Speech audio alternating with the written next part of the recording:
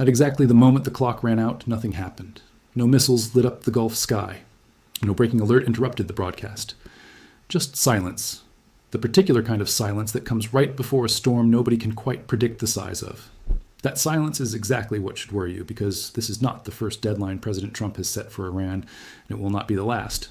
But this one is different, and every serious analyst covering this war right now is saying the same uncomfortable thing out loud. The next 24 hours could decide whether this conflict stays a grinding, contained standoff or explodes into something the entire region has been dreading for months. To understand why this particular deadline matters so much, you have to understand exactly how we got here, because this war has been running on borrowed time for over 100 days now. What began as a fragile ceasefire, brokered after weeks of direct fighting between the United States, Israel, and Iran, was never actually a peace agreement.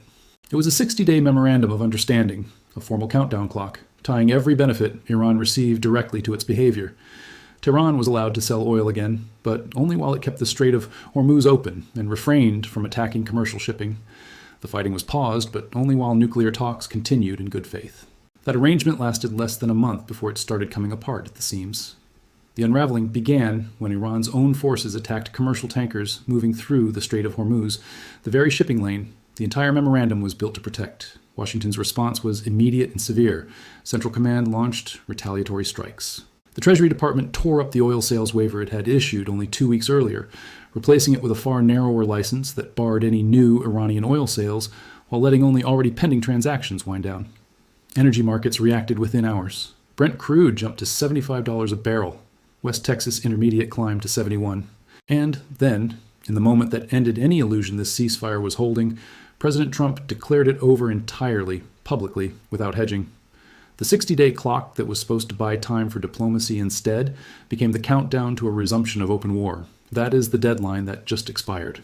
Not one single ultimatum, but the collapse of an entire framework that was supposed to prevent exactly the scenario we are staring down right now. Now, I need you to understand something about President Trump's deadlines that makes this moment uniquely dangerous, because this is not the first time a countdown clock has run out on Iran, and the pattern behind every previous one tells you almost everything about what comes next. Since this war began, Trump has set and then extended deadline after deadline against Iran, each one theatrically final, each one somehow negotiable at the last possible moment. A 48-hour ultimatum to reopen the strait became a 10-day pause. That 10-day pause became a 5-day extension. That 5-day extension became a 1-day extension announced with nothing more than a timestamp posted to social media. Critics have openly mocked the pattern, coining an acronym for it that has now become shorthand across financial and political commentary. Trump always chickens out. Whether that mockery is fair or not, the pattern itself is undeniable. Time after time, at the exact moment military action seemed imminent, a new round of talks materialized, a new extension was granted, and the deadline evaporated into another deadline. But here's what makes this moment different from every deadline that came before it. This is not a deadline Trump can simply extend with a social media post, because this time the deadline didn't fail because talks broke down on a technicality. It failed because Iranian forces fired directly on commercial ships in international waters, the single most concrete, most unambiguous violation possible under the terms both sides had already agreed to. There is no ambiguity to negotiate around this time. There is no heated but productive talks framing available. Iran broke the specific, narrow, measurable condition that was the entire foundation of the ceasefire, and Washington has already responded by declaring the agreement dead. The question hanging over the next 24 hours isn't whether there's room for one more extension. It's whether Washington follows through on everything it has been threatening since the ceasefire first began holding together by a thread. Let's talk about exactly what following through would actually look like, because this is where the story stops being political theater and starts being genuinely frightening. Since the ceasefire collapsed, President Trump has already threatened to expand strikes on Iran, specifically naming power plants as the next target, delivering the threat in the same blunt, unmistakable language he has used throughout this entire war. Hit them hard. We've already covered what a strike on Iran's energy grid would mean for tens of millions of civilians, dependent on a small handful of aging thermal plants that cannot be quickly rebuilt under sanctions. But this time, that threat isn't sitting in reserve behind a ceasefire anymore. It's sitting behind a deadline that has already expired, with the underlying agreement already declared dead by the president himself. Add to that the images that have been defining this latest phase of the war on the ground inside Iran, mass funerals in cities like Mashhad, families burying relatives killed in the strikes that followed the ceasefire's collapse, A grim visual reminder that whatever is happening in Washington negotiating rooms is landing directly on Iranian civilians within days, sometimes hours. This is not an abstract diplomatic standoff playing out entirely through press releases and social media posts. People are already dying on both sides of this deadline, which is exactly why the next 24 hours matter so much. Every day this stays unresolved is another day of strikes, another set of funerals, another twist in an oil market that is already reeling. Widen the lens further and the stakes get even larger, because Tehran is not simply the passive party absorbing pressure and waiting to see what Washington decides. Iran has already responded to the collapsed ceasefire with its own signals, and they cut in two very different directions at once. On one hand, Iranian officials privately conceded to American negotiators that firing on commercial ships may have been a mistake, one they attributed to what they described as an errant faction of hardliners trying to sabotage the negotiations from within Iran's own government. That is either a genuine olive branch, a signal that Tehran's actual leadership wants this war contained, or it is a convenient excuse designed to buy time while the underlying strategy hasn't changed at all. On the other hand, in the same window, Trump told a Fox News interviewer that Iran had reached out directly asking to meet, describing a call that came in just before he went on air. Two completely different signals arriving within days of each other. An accusation blaming rogue hardliners and a direct outreach for a new round of talks. That is exactly the kind of contradictory signal sending that makes the next 24 hours so difficult to predict with any confidence. Is Tehran actually looking for an exit ramp? Or is this the same pattern of stalling that has defined nearly every deadline in this war so far? And here is where the threat gets bigger than Iran and Washington alone, because Tehran has never fought this war as an isolated actor, and it has already shown exactly how far it is willing to widen the battlefield if power plants become a target. Iran has reportedly threatened to add Saudi Aramco's oil facilities to its target list, along with the Yanbu export terminal and the UAE's Fujairah pipeline, should the United States follow through on striking Iranian energy infrastructure. Read that threat carefully. Iran is not simply promising to defend its own power grid, it is promising to drag the entire Gulf's oil export infrastructure into the fight the moment Washington crosses that specific line. That single threat alone explains why Saudi Arabia, the UAE, and Qatar have all directly lobbied the White House at multiple points in this war, asking for just a few more days of restraint, not out of sympathy for Tehran, but out of a clear-eyed recognition that their own energy exports sit exactly as exposed as Iran's the moment this war expands into full infrastructure warfare. Naturally, this raises the exact question every energy trader, every regional government, and every ordinary person filling up their gas tank is asking right now: what actually happens in the next 24 hours? A regional risk analyst who has spent this entire war briefing energy and shipping clients on the probability of escalation laid out the range of outcomes this way in a private assessment now circulating among Gulf-based trading desks. There are three realistic paths from here, the analyst explained. The first is another extension, quieter and less theatrical than the ones that came before it, where both sides find enough face-saving language to describe a pause without technically admitting the ceasefire is back. That has been the single most common outcome throughout this war, and betting against it has been a losing bet almost every single time. The second path is a limited, calibrated response. A strike aimed specifically at the missile and naval assets tied to the tanker attacks rather than the broader civilian energy grid. A middle path that punishes Iran's military without crossing the humanitarian threshold that power plant strikes would trigger. The third path, the one every Gulf government is quietly bracing for, is the full escalation Trump has been threatening in blunt language for months. Strikes on power plants, on bridges, on the infrastructure. Iran depends on to function as a country, met by Iranian retaliation against Gulf energy exports on a scale this war has not yet seen. That is the honest uncertainty sitting underneath every headline today. Nobody outside the actual decision makers in Washington and Tehran knows which of these three paths gets chosen. And the pattern of this entire war suggests that even the decision makers themselves may not know yet either. Here is what should make you take this more seriously than the deadlines that came before it, though. Every previous extension in this war happened before Washington had actually declared the ceasefire dead. This time, the underlying agreement isn't paused, isn't ambiguous, isn't sitting in some diplomatic gray zone waiting for one more round of talks to clarify things. The president said it plainly. The ceasefire is over. That single sentence changes the default assumption for the next 24 hours. In every previous round of this war, the default assumption was restraint, with escalation as the exception that required a specific trigger. Now, for the first time since this war began, the default assumption may have flipped. Restraint is now the thing that requires an active, deliberate decision to pursue, rather than something that simply continues by inertia while talks drag on. There's also a military reality behind this deadline that rarely makes it into the political coverage, and it tells you just how seriously both militaries are treating the possibility that this expiration turns into open war again. Throughout this conflict, the United States has kept a rotating deployment of B-52 Stratofortress bombers, F-35 squadrons, and multiple carrier strike groups positioned across Central Command's area of responsibility, a level of standing firepower that dwarfs anything deployed in most regional conflicts of the past 2 decades. Aerial refueling operations have continued around the clock, keeping fighter patrols aloft over the Gulf on a near-permanent basis. That kind of sustained posture is not cheap, and it is not indefinite. Every week this standoff continues without resolution is a week of extraordinary operational tempo for air crews, ship crews, and logistics chains stretched across thousands of miles.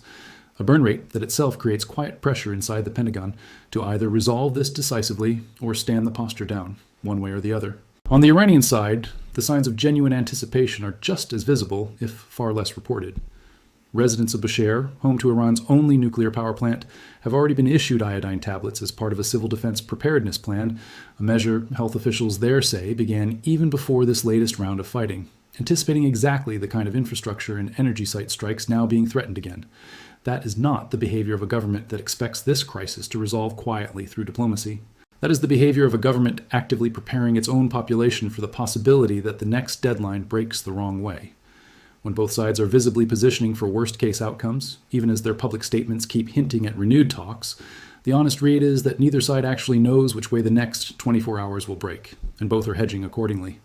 It's also worth remembering that Washington and Tehran are not the only two capitals whose decisions matter in the next 24 hours. Israel has been fighting its own parallel front throughout this entire war, and its strikes against Iranian targets have continued on a track that runs alongside, but not always perfectly in sync with, whatever Washington decides to do. Hezbollah forces in Lebanon remain active against Israeli positions even during periods when the U.S.-Iran track has shown signs of cooling. A reminder that this conflict was never a single, controllable bilateral dispute that either Washington or Tehran can fully steer on their own.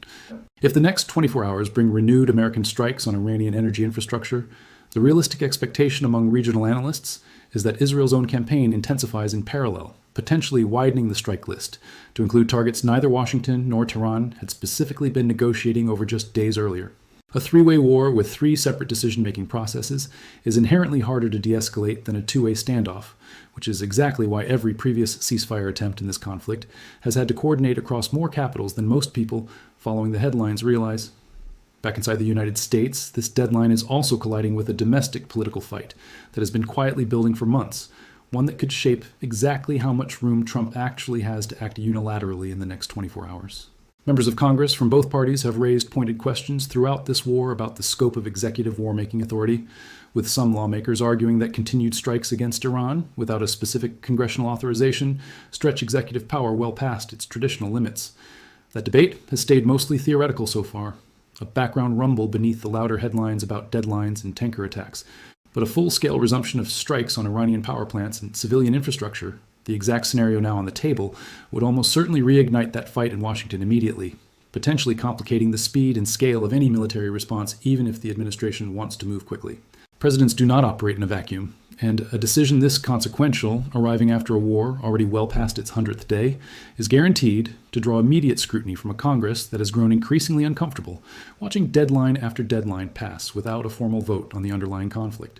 Because this is not even the first time this specific conflict has gone from full-scale war to ceasefire and back again.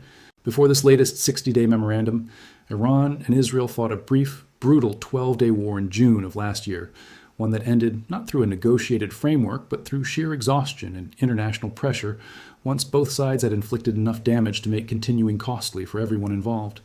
That 12-day war proved 2 things that are directly relevant to the next 24 hours. First, that this conflict can escalate to devastating intensity extremely quickly once the diplomatic guardrails come down. And second, that even a war that intense eventually found an off-ramp once the costs became unsustainable for all sides. Both of those lessons are sitting in the back of every mind in Washington and Tehran right now, which is exactly why the range of realistic outcomes stays as wide as it does.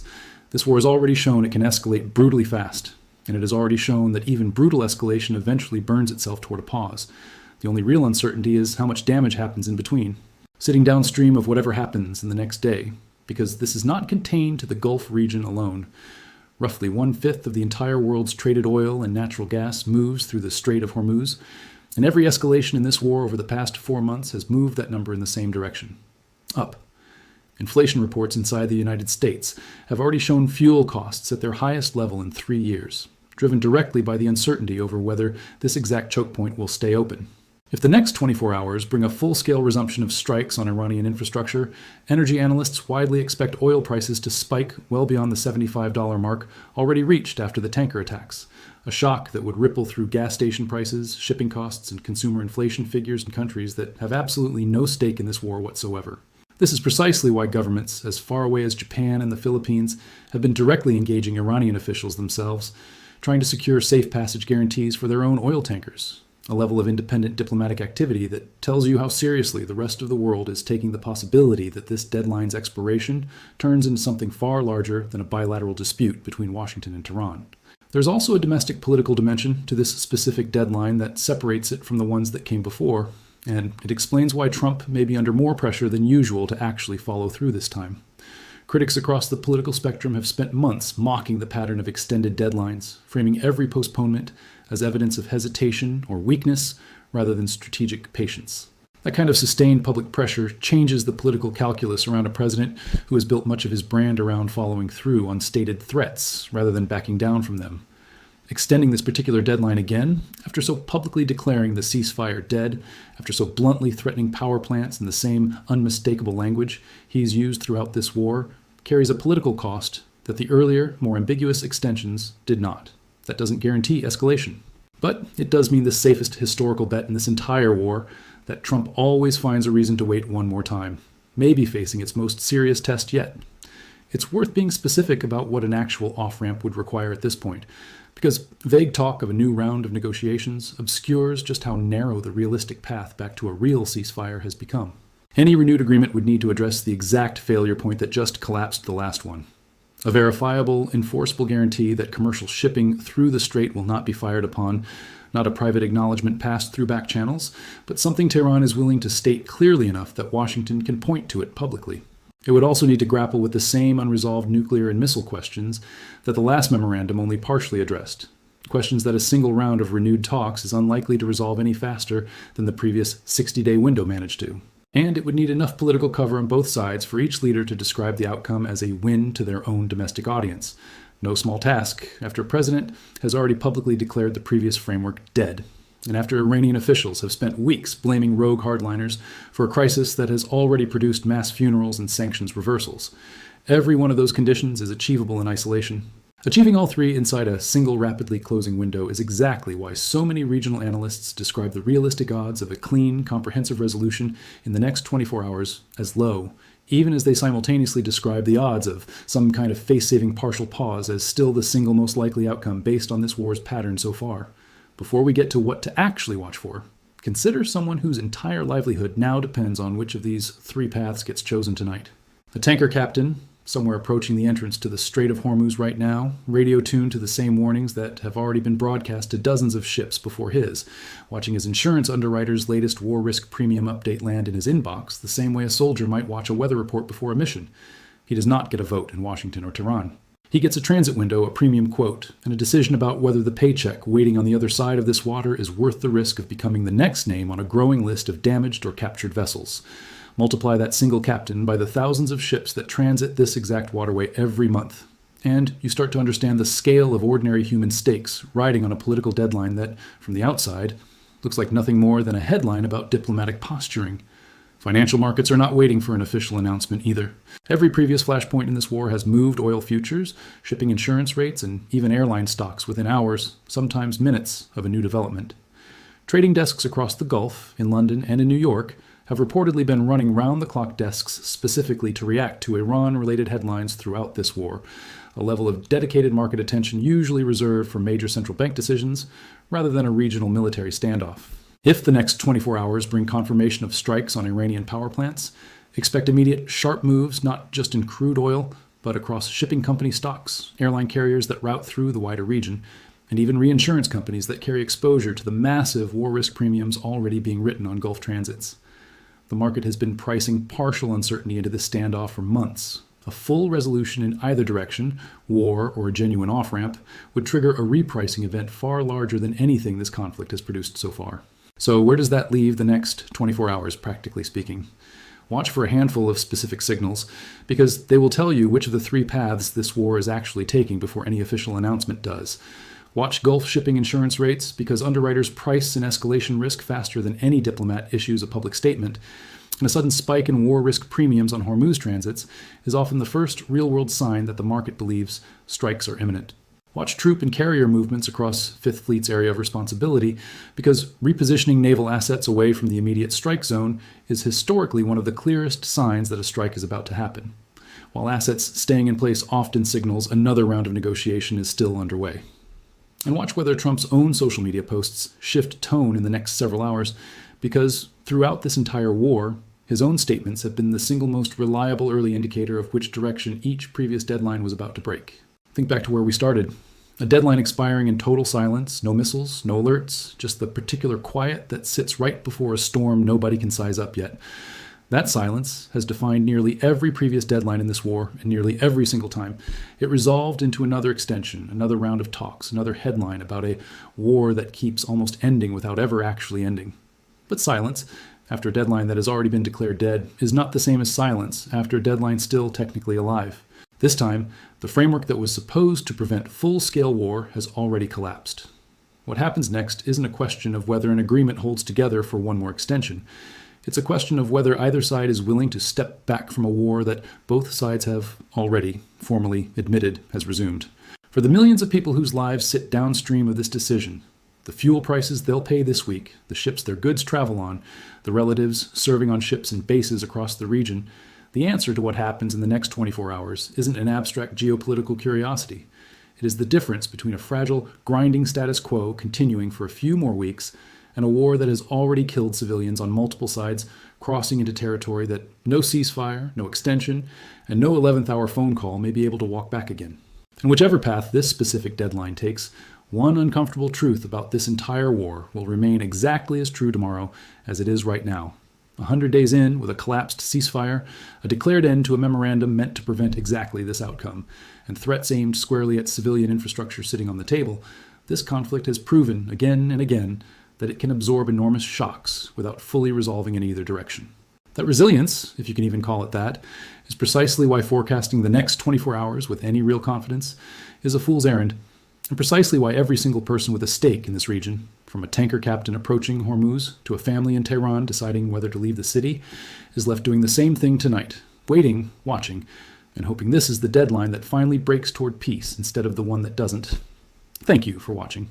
If this analysis helped you understand exactly what's at stake in the next 24 hours, make sure to like this video and drop a comment so more people can see the full picture.